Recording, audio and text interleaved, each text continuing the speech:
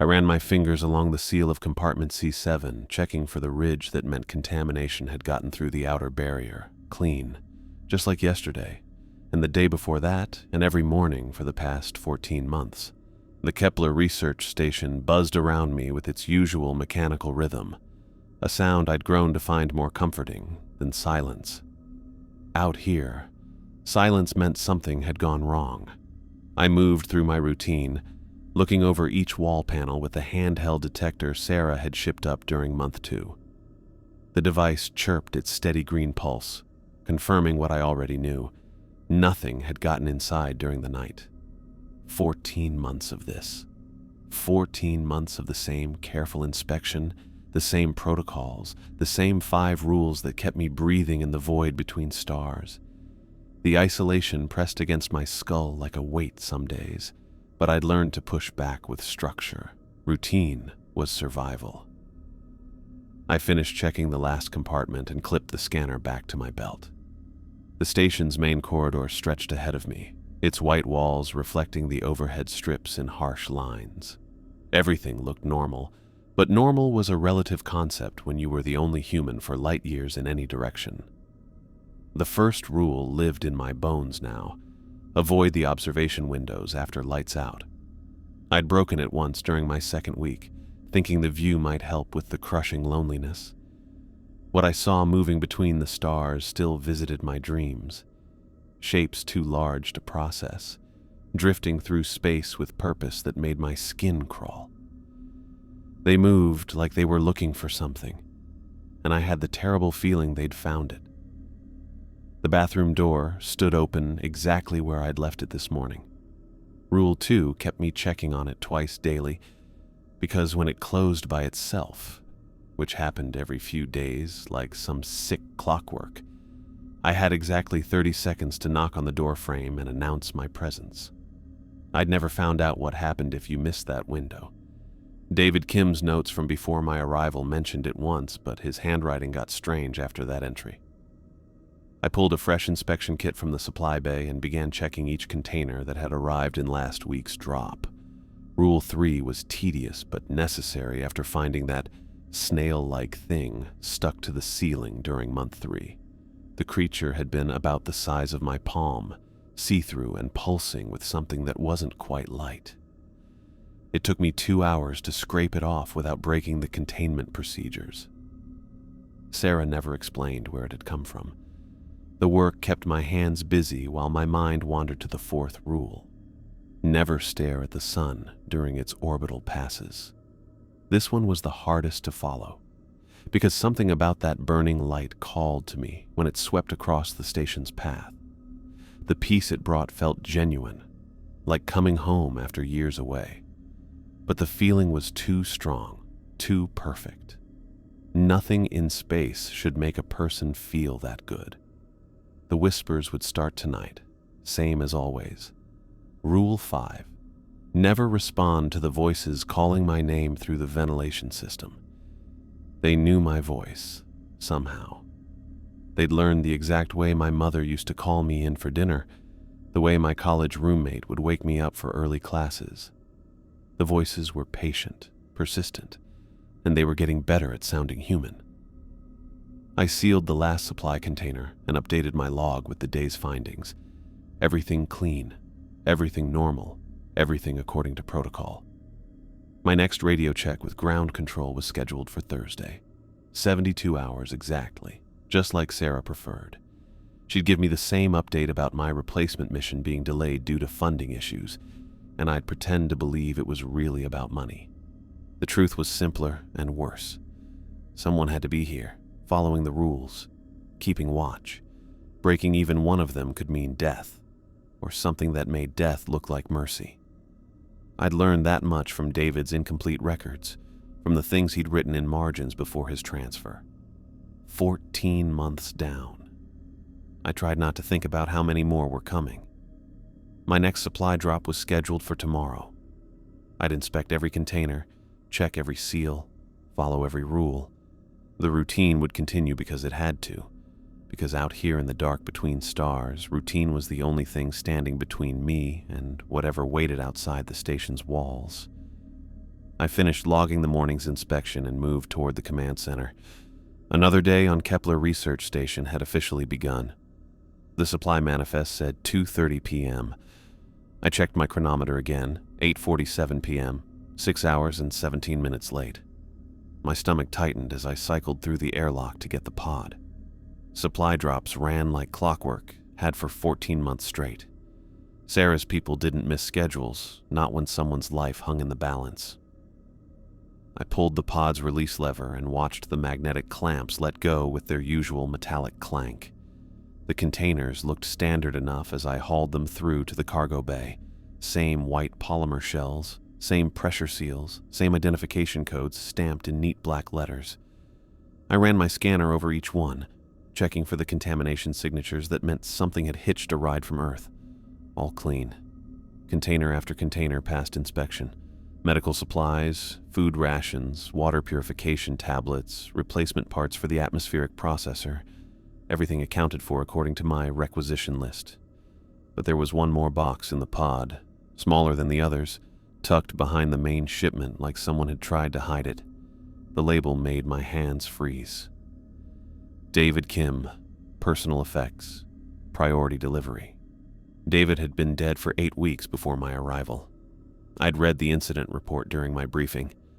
Catastrophic airlock failure during routine maintenance. His body had been recovered and returned to Earth along with his official logs. So, why was I getting a package addressed to him now? I carried the box to my workstation and set it down carefully. The seal was intact, no signs of tampering. My fingers traced the edges while I considered protocol.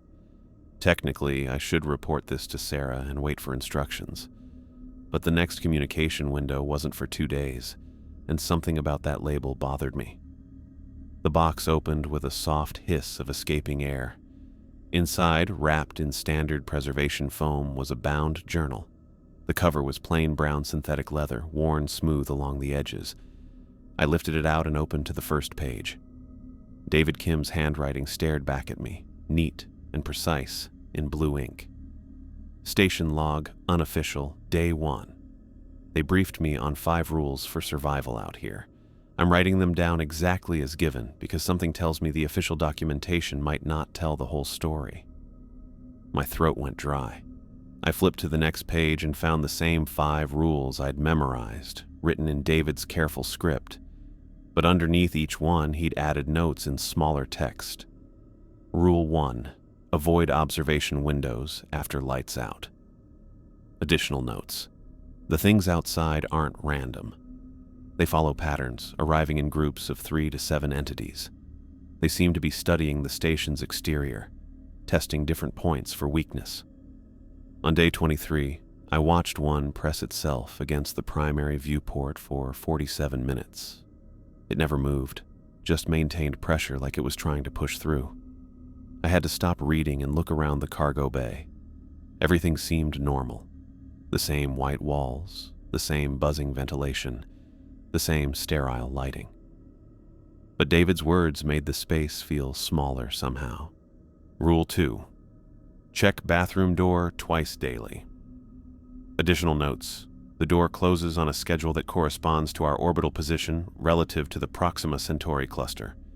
When we're at 347-degree alignment, the door always closes. I've started tracking it. Whatever's behind that door waits for those specific moments when our position in space creates some kind of opening.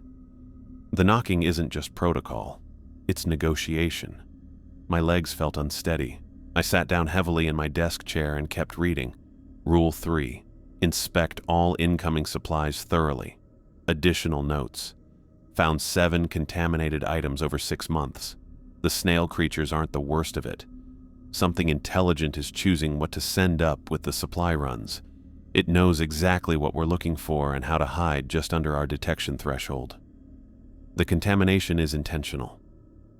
Page after page, David had documented everything. Details about the whispers, tracking data on the sun's orbital passes, detailed sketches of shapes he'd seen moving outside the station. His handwriting stayed neat and controlled for the first few months, then gradually became more erratic. I jumped ahead to the final entries. Day 387. The whispers called my name in Mom's voice last night.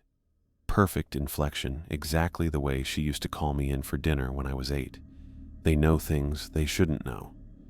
How do they know about my mother? Day 392. Sarah won't answer direct questions about the mission timeline anymore.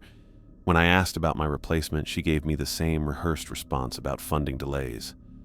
I don't think there is a replacement coming. Day 401. I understand now. The station isn't for research. We're not studying anything. We're the barrier. The entities out there, they're trying to break through to something, and Earth has positioned these stations at specific coordinates to contain them.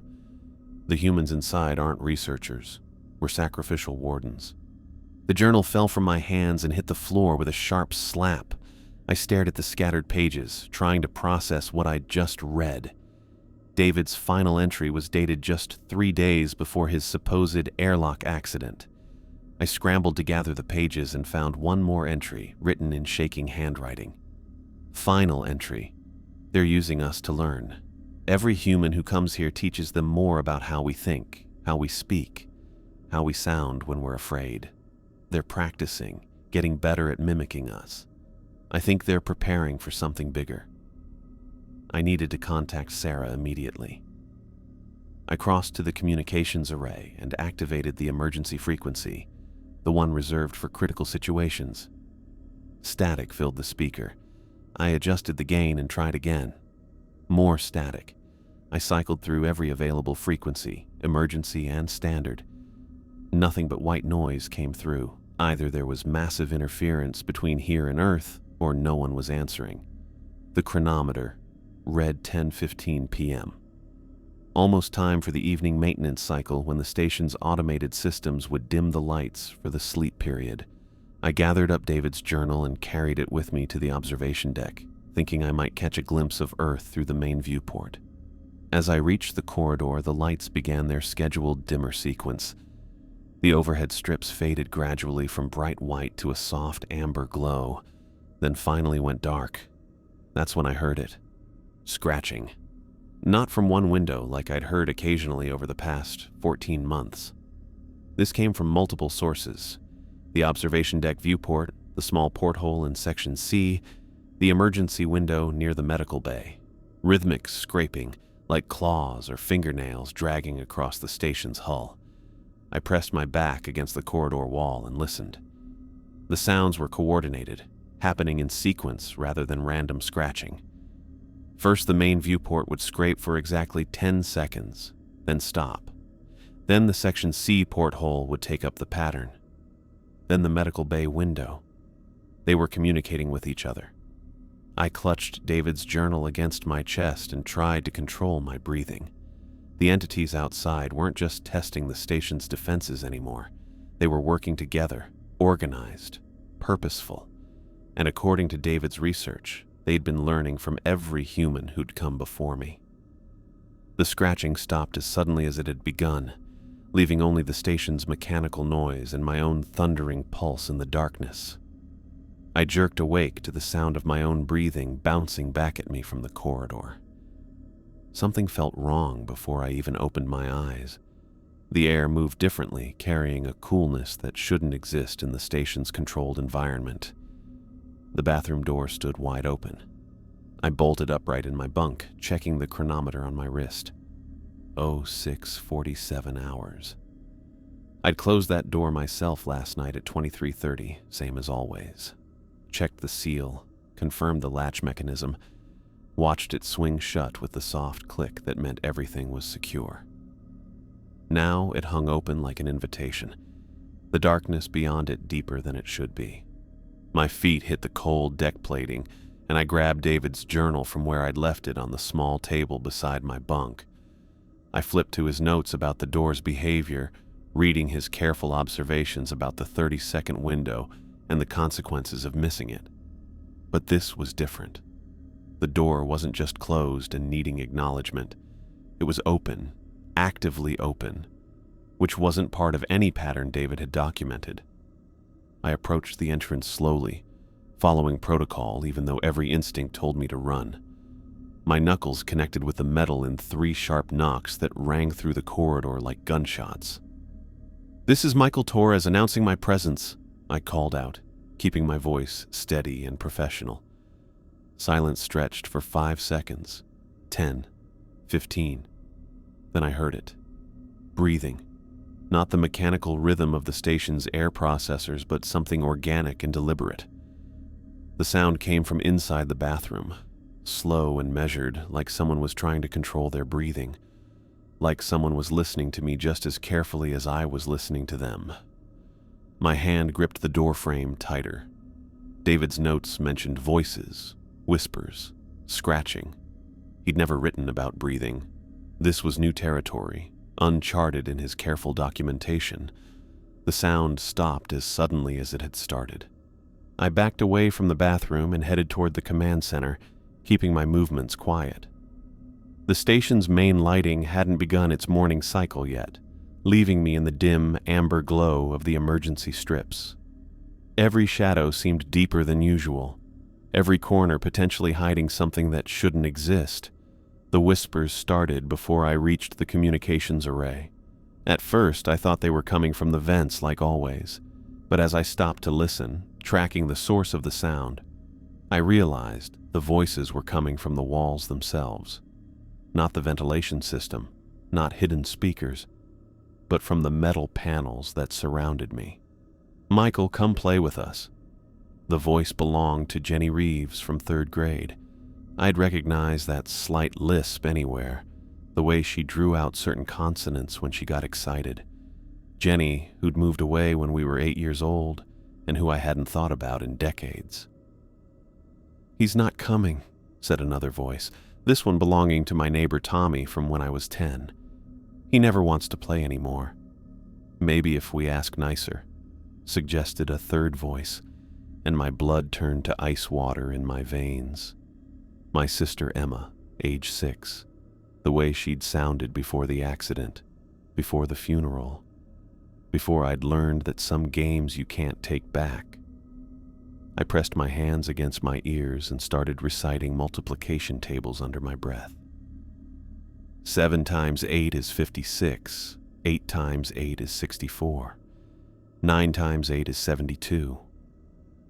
The numbers felt solid and real in a way the voices didn't, but the voices grew louder, more demanding, coming through my palms like they had substance.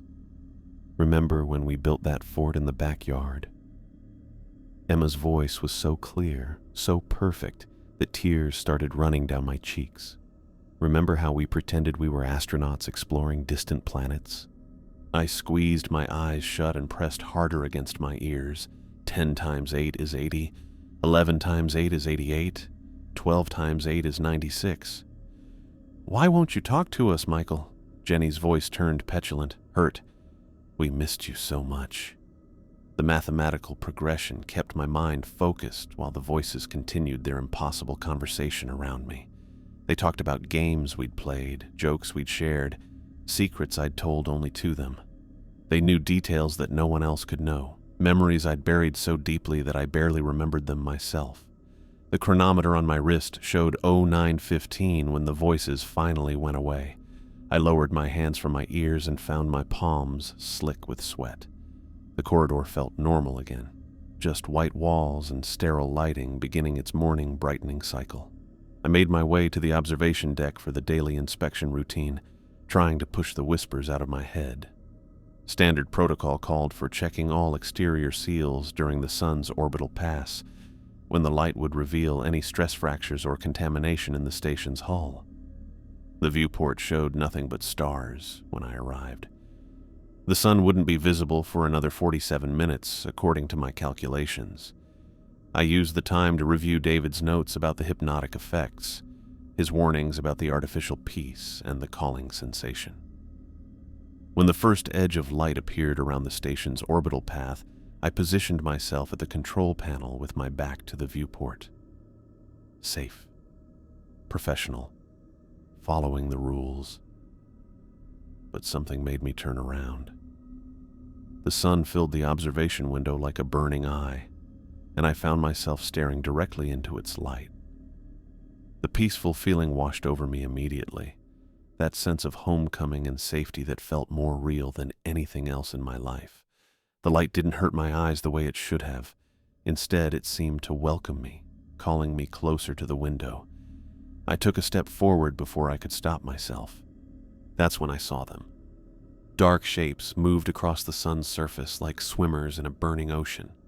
They twisted and coiled through the light, making shadows that shouldn't exist in something so bright.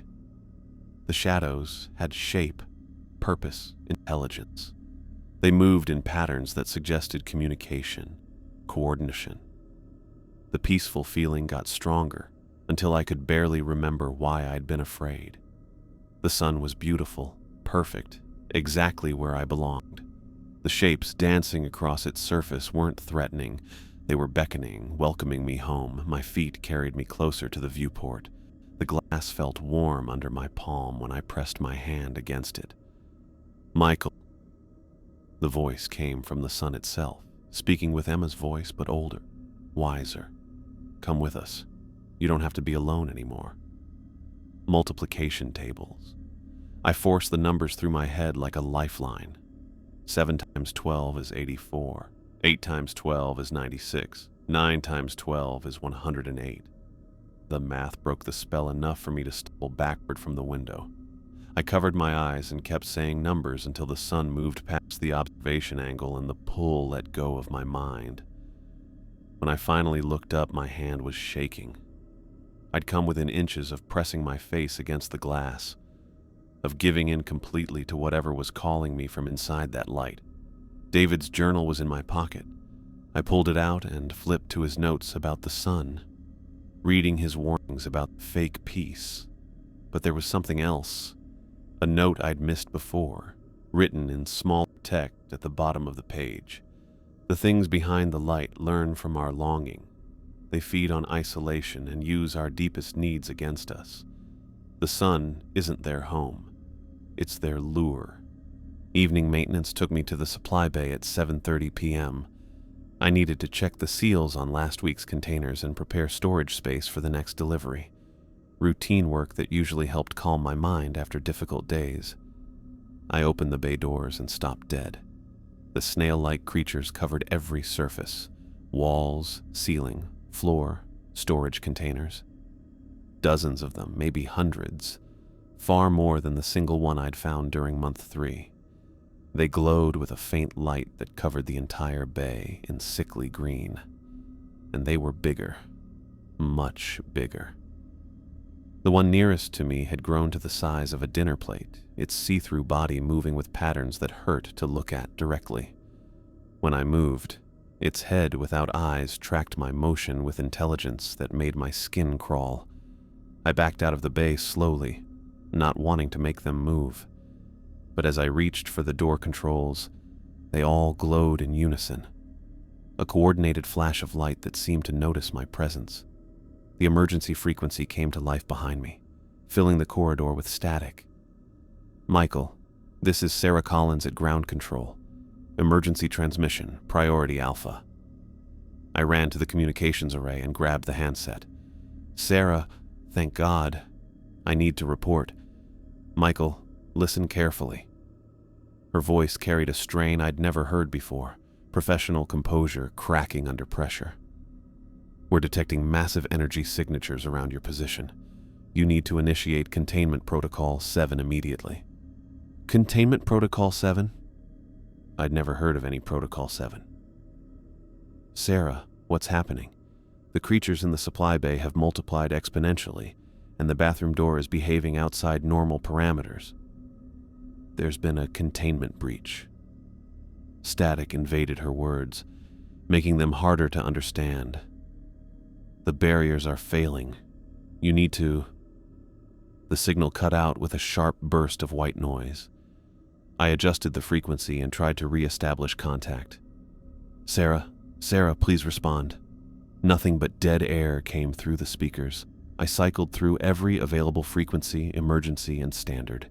The communications array showed full power, all systems operational, but no voices came through the static, no matter how many times I called.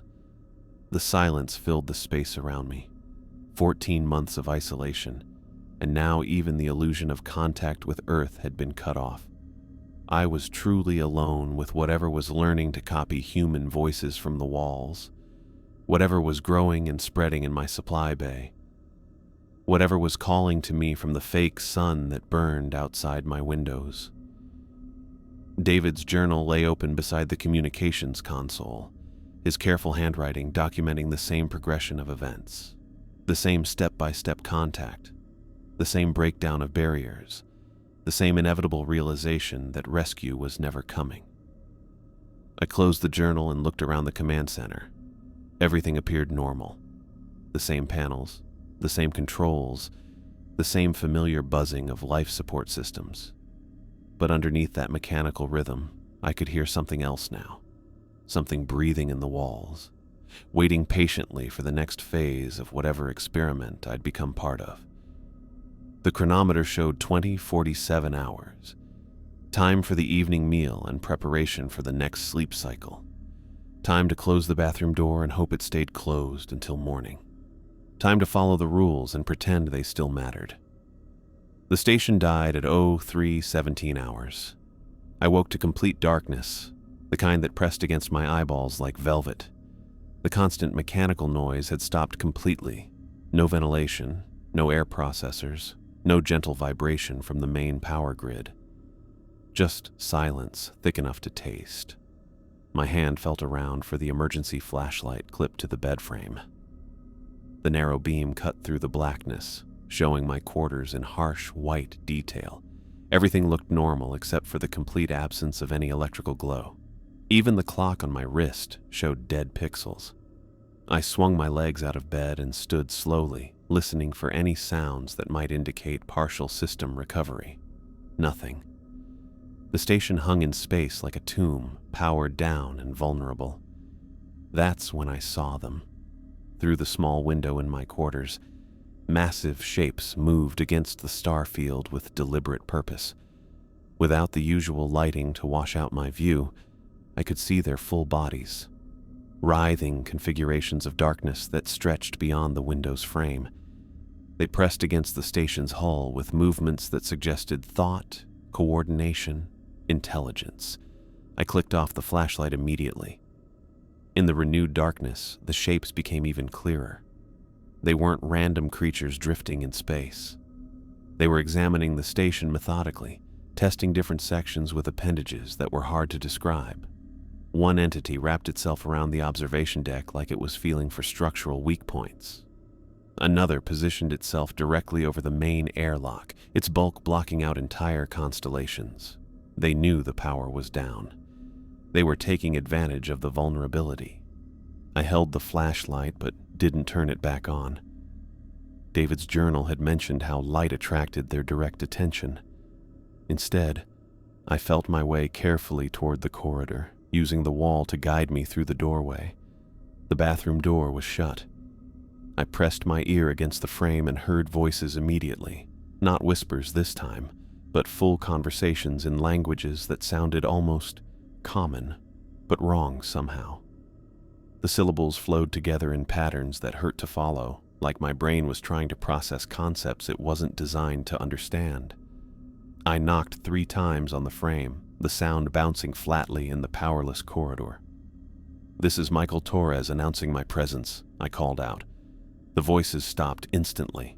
Then, after a pause that stretched too long, I heard laughter. Multiple voices laughing in unison, the sound building until it became something that bypassed my ears and felt like it was coming from inside my chest. I backed away from the door and continued down the corridor, feeling my way toward the command center. The emergency flashlight stayed clipped to my belt. I could navigate by touch if necessary, and the things outside didn't need any help finding me.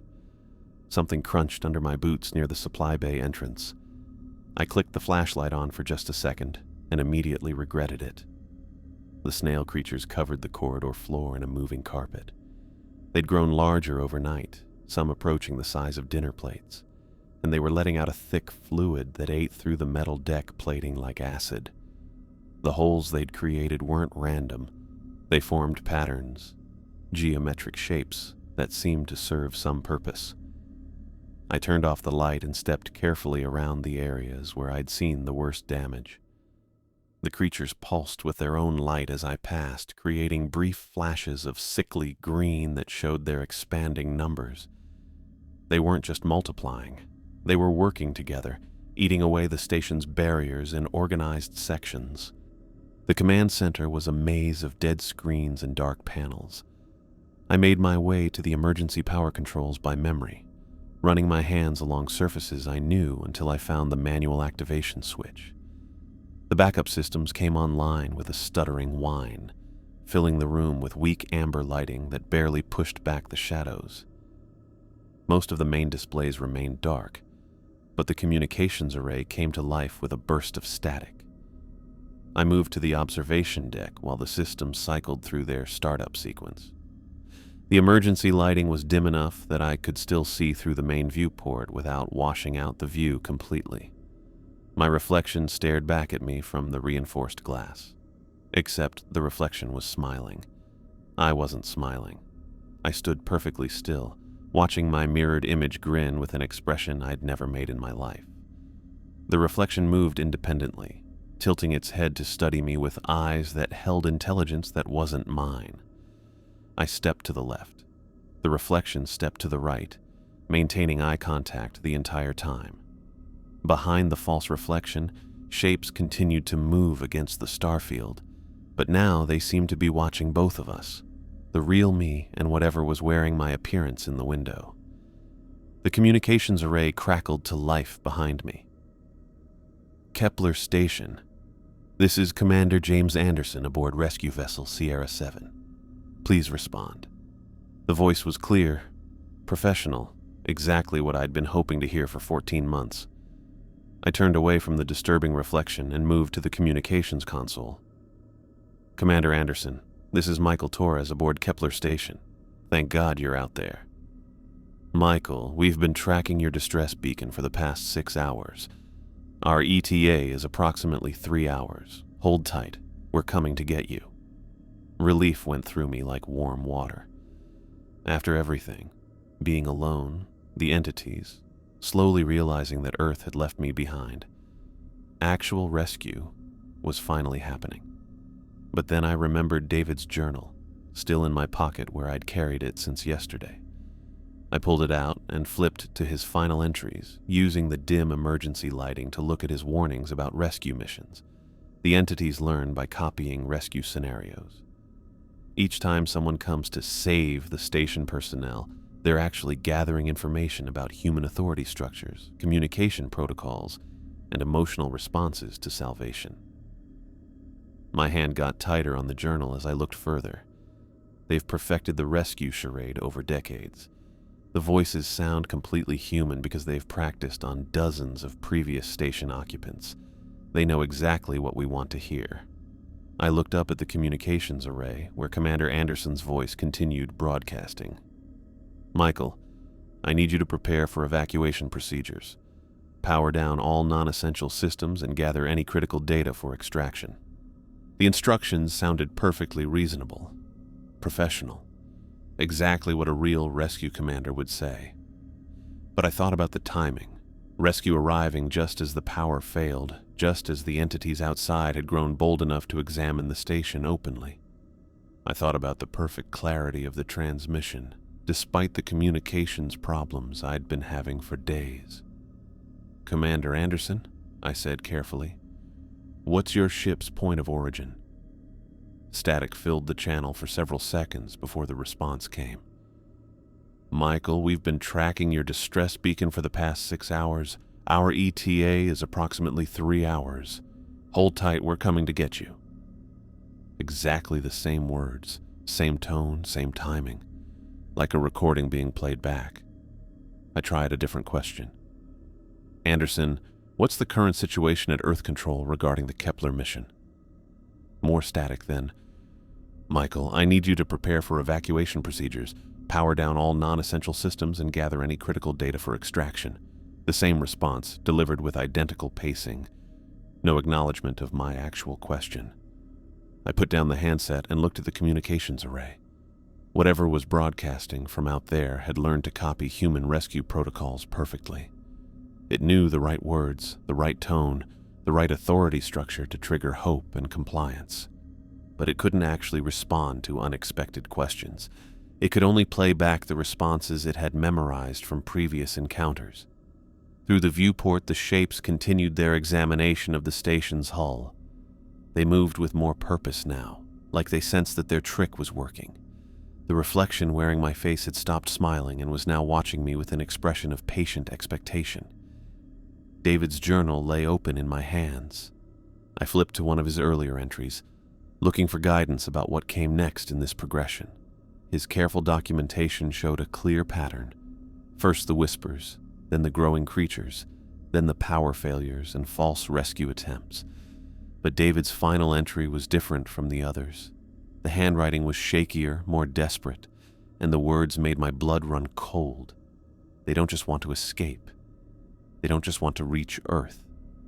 They want to become us, completely. And they're getting closer to perfection with every human they study. I closed the journal and looked around the command center. The emergency power flickered occasionally, threatening to plunge me back into darkness. The entities outside pressed against the hull with increasing boldness. The communications array continued broadcasting Commander Anderson's fake rescue scenario. And somewhere behind that bathroom door, voices in impossible languages planned whatever came next in their long experiment with human consciousness. The station was failing. The barriers were breaking down. And I had to decide whether to trust in false salvation or prepare for something else entirely. The chronometer showed 4:33 hours, still deep in the night cycle, with hours of darkness remaining before the false sun would rise again. I gripped David's journal and tried to think like a survivor instead of a victim. Whatever these entities wanted, they'd been working toward it for a very long time. But David had lasted over a year, following the rules and documenting their behavior. Maybe there was still something I could do. Maybe the experiment wasn't over yet. Commander Anderson's voice continued its patient loop, promising rescue that would never come. I clicked off the communications array and backed away from the console. The silence that followed felt heavier than the false promises had been. Commander Anderson's voice stopped mid-sentence, leaving only the station's emergency lighting buzzing in the background. The entities outside must have sensed my rejection of their deception. The station lurched suddenly, metal groaning under pressure that came from multiple directions at once. I grabbed the edge of the navigation console to keep from falling as the deck plates moved beneath my feet. Something massive scraped along the outer hull, producing a sound like fingernails on metal that lasted far too long. The vibration traveled through the station's frame and into my bones. Whatever was out there had stopped being cautious about physical contact. I needed to get to the central core. The command center felt too exposed, too many windows and access points. David's journal had mentioned the core as the most structurally sound part of the station, designed to withstand catastrophic decompression. I grabbed my emergency kit and headed for the corridor, but stopped dead at the doorway. The snail creatures weren't just in the supply bay anymore. They covered the hallway walls in writhing masses, their acid secretions eating through the metal paneling like it was paper. Some of the holes they'd created were large enough to see through, and beyond them, I caught glimpses of space where there should have been solid hull. They'd breached the outer shell. I pressed myself against the doorframe as one of the larger creatures pulsed with bioluminescence just inches from my face. Its translucent body rippled with patterns that seemed to change when I wasn't looking directly at them. The thing had no visible eyes, but I felt it tracking my movement with intelligence that made my skin crawl. The bathroom door caught my attention from down the corridor. It hung open wider than I'd ever seen it, and the darkness beyond looked wrong somehow. Too deep, too vast. I squinted into the shadows and my breath caught in my throat. Stars. The bathroom opened onto a field of stars that stretched into infinity. Not the station's interior, not another compartment, but actual space. I could see distant galaxies wheeling slowly in the impossible darkness. and something that might have been nebulae if nebulae could think. The passage defied every law of physics I understood. The bathroom was an interior room with no external walls, connected to the main corridor by standard bulkheads. There was no way it could open directly to space without massive decompression that would kill me instantly. But there it was, inviting me to step through into the void. I forced myself to look away and focus on reaching the central core. The station shuddered again as something large moved across the observation deck. Through the walls, I could hear sounds like wind mixed with distant conversation, as if the entities were discussing me in voices too vast for human comprehension. I picked my way carefully through the corridor, avoiding the worst concentrations of acid-secreting creatures. They pulsed in coordinated patterns as I passed, creating waves of green light that followed my progress. Some of the larger ones had grown appendages that reached toward me with deliberate intent.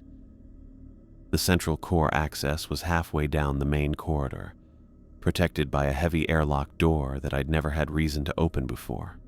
The manual controls responded to my touch, cycling through the decontamination sequence before allowing me entry. Inside, the core was smaller than I'd expected, just a cramped chamber filled with processing equipment and life support redundancies. But the walls were thicker here, designed to protect the station's essential systems from external damage. I sealed the airlock behind me and immediately felt safer.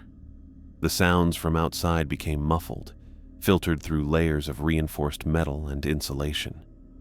I could still hear the entities moving around the station's exterior, but their presence felt less immediate. The communications panel in the core crackled to life without any input from me. "Michael, this is Commander Anderson. We're detecting some unusual readings from your position. Are you experiencing any technical difficulties?" I stared at the speaker, remembering how the voice had looped through the same responses when I'd asked unexpected questions.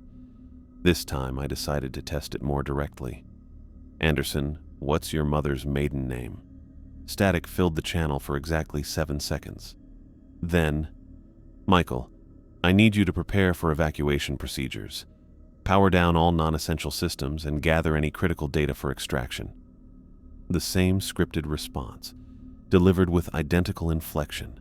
The thing broadcasting had no ability to improvise or respond to questions outside its programmed parameters. But then something changed. The voice became layered, multiple versions of Anderson speaking in perfect unison. "Michael, this is Commander Anderson. We're detecting some unusual readings from your position. Are you experiencing any technical difficulties?" 3 Andrews, 5 Andrews, a dozen voices all speaking the exact same words with mechanical precision.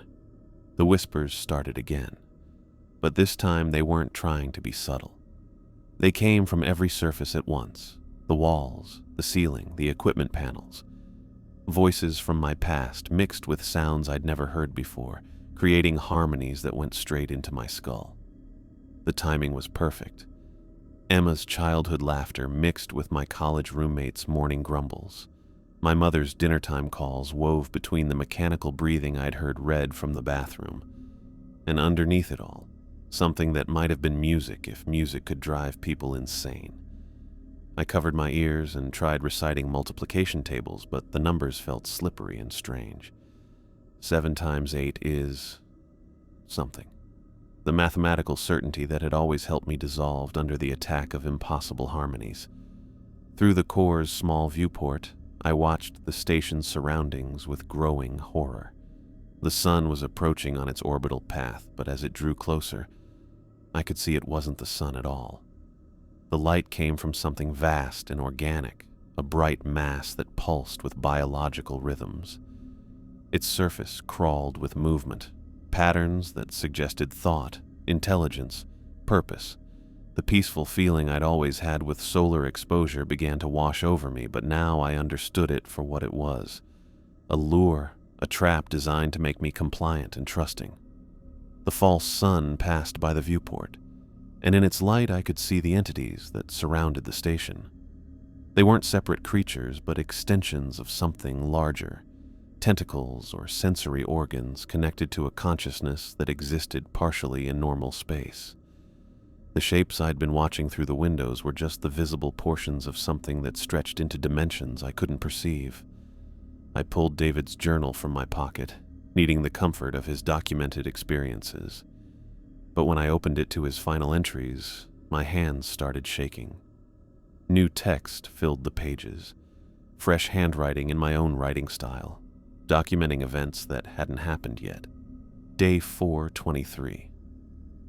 The entities have learned enough. They no longer need to study human behavior patterns because they've perfected replication. The real test was never about containment. It was about creating perfect human mimics. Day 424. I understand now why David chose to stay. Someone has to maintain the watch, to document the final stages of the experiment. Earth needs this data, even if they never receive it. Day 425. The station serves as a testing ground, a place where they practice being human before moving on to larger targets. Each person who comes here teaches them something new about our psychology, our weaknesses, our deepest fears. The handwriting was definitely mine, but I had no memory of writing these words. The dates were 3 days in the future, documenting a progression I hadn't experienced yet. I flipped back through the journal and found more additions scattered throughout David's original entries. Notes in my handwriting that clarified his observations, added details he'd missed, connected patterns he hadn't seen. It was as if I'd been studying alongside him, contributing to his research across the boundaries of time and death. The station groaned around me as something massive settled against the hull. Through the metal, I could hear the entities moving through the corridors with purpose, no longer pretending to be invisible. They made sounds like conversation mixed with industrial machinery, communicating in frequencies that hurt to process. The communications array continued cycling through its fake rescue scenarios, but now Commander Anderson's voice was accompanied by others. Sarah Collins providing false updates about mission status. My supervisor from Earth training reassuring me that everything was proceeding normally. All of them speaking in perfect unison, their timing revealing the single intelligence that wore their voices like masks. I closed the journal and looked around the central core. The thick walls that had made me feel safe now seemed like the bars of a cage. The entities outside knew exactly where I was, knew exactly what I was thinking, because they'd been here before with David and whoever had come before him. Each person who arrived at the station followed the same progression: isolation, strange experiences, growing awareness, and finally understanding. We were all part of the same experiment, teaching the entities how to be human through our reactions to carefully planned scenarios. The bathroom door's impossible passage to space wasn't a malfunction. It was an invitation, a final test to see how I would respond to the ultimate impossibility.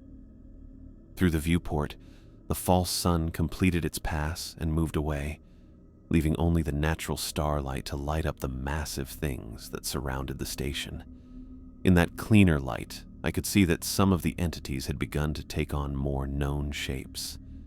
Humanoid figures pressed against the windows, their proportions almost right but wrong in subtle ways that triggered deep revulsion. They moved with the careful deliberation of creatures practicing how to walk, how to gesture, how to exist in physical space. The whispers grew louder, more complex, weaving together into something that resembled language. And underneath their alien harmonies, I began to recognize fragments of human speech. Words I'd spoken, thoughts I'd had, memories I'd shared with no one. They were learning from me in real time, adding my patterns to their growing database of human behavior. And when they were finished, they would wear my voice and my mannerisms as perfectly as they wore Commander Anderson's authority. The station was their laboratory, and I was their most recent test subject. I stared at the journal in my hands, watching my own handwriting document a future I hadn't lived yet. The shock hit me. If the entities could mess with time enough to plant my own notes in David's journal, then they understood way more about human consciousness than I'd thought. The station's main computer terminal in the core suddenly came to life without any input from me. Lines of text scrolled across the screen faster than I could read, but I caught fragments that made my stomach drop. Kepler Research Station. Classified operations. Manual subject containment protocol active.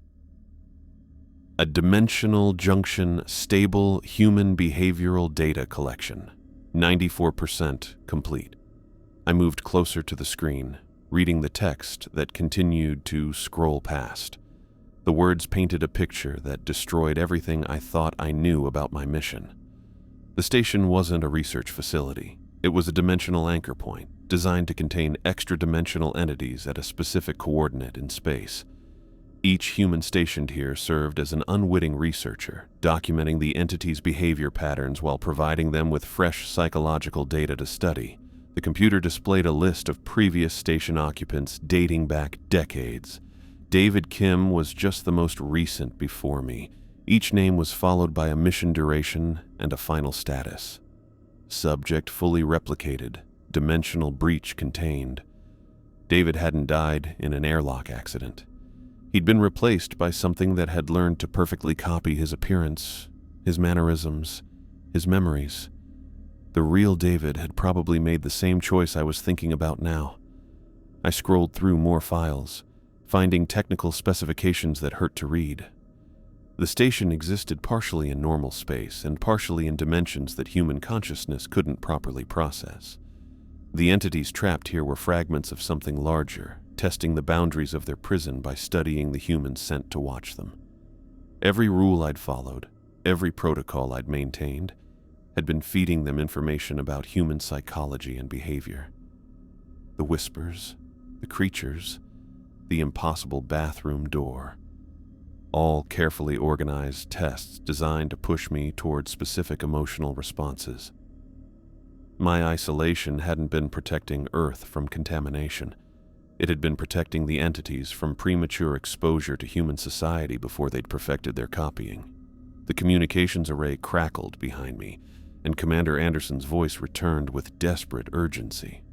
"Michael, please respond. We're detecting massive energy fluctuations from your position. You need to evacuate immediately." But this time the voice was different, layered with sounds that showed its true nature.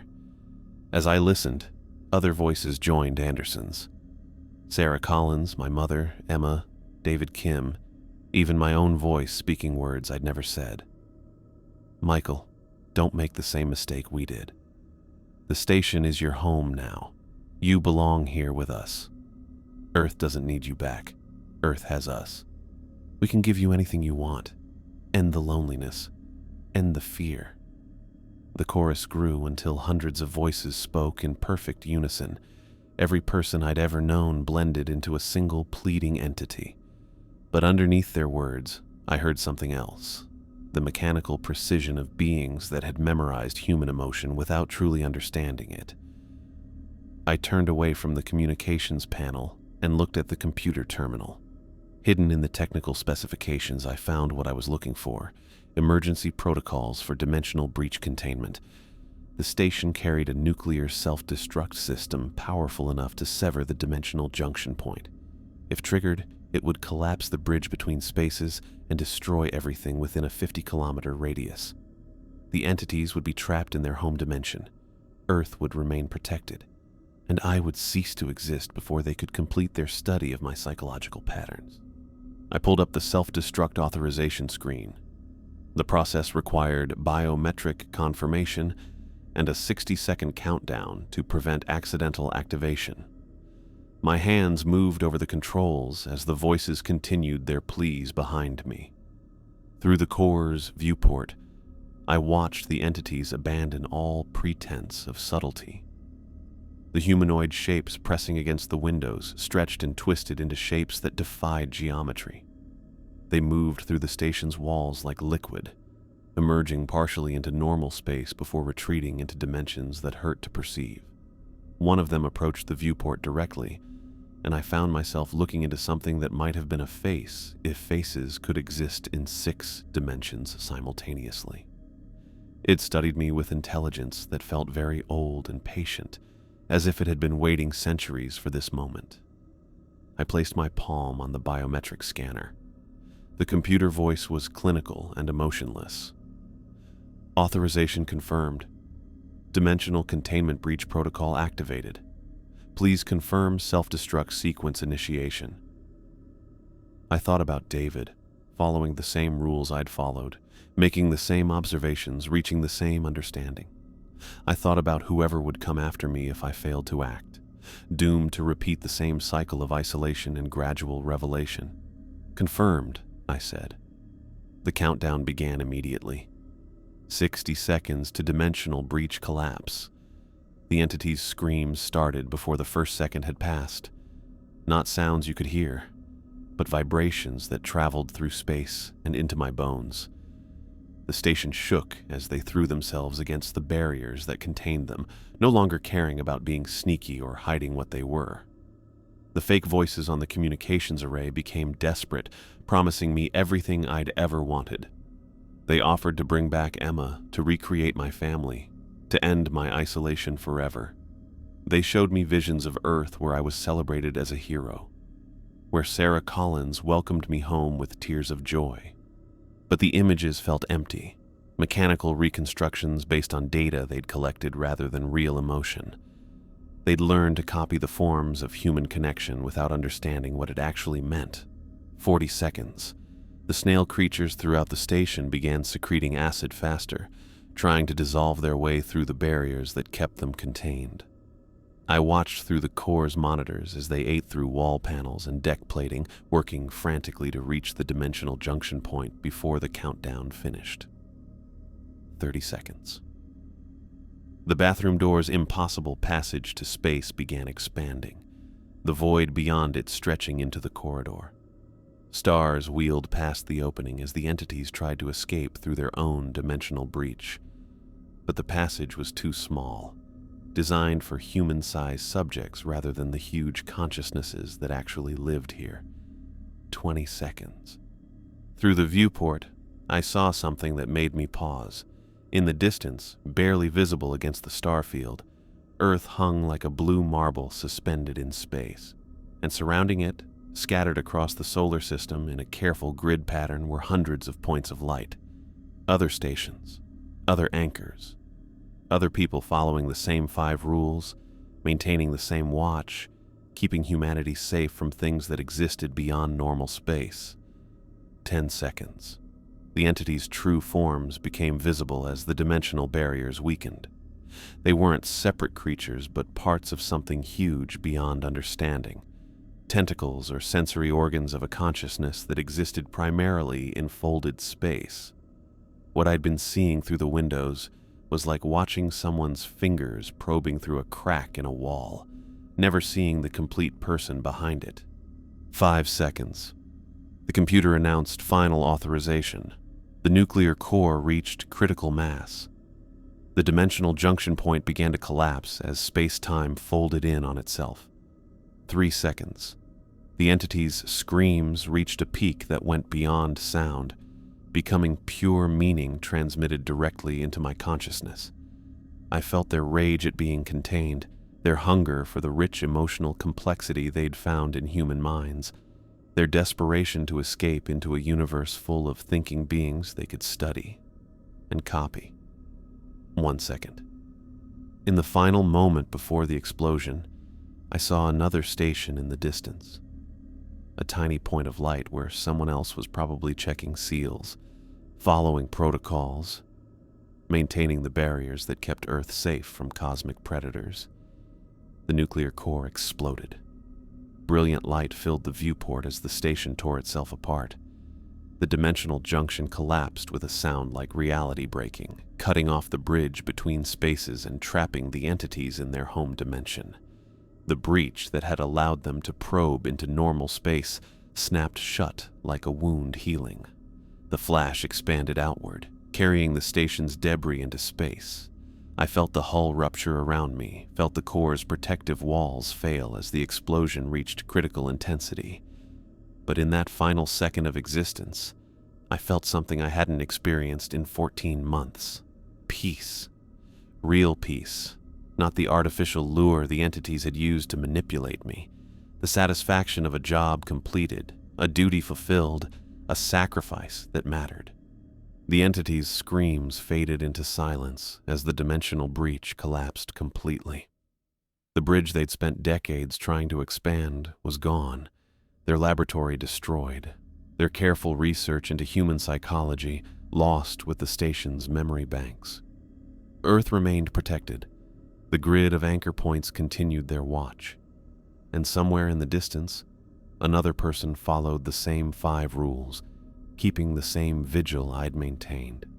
The explosion consumed everything: the station, the entities, and me. But the barriers held. The watch continued. And humanity never knew how close we'd come to sharing our universe with predators that wore our faces better than we wore them ourselves.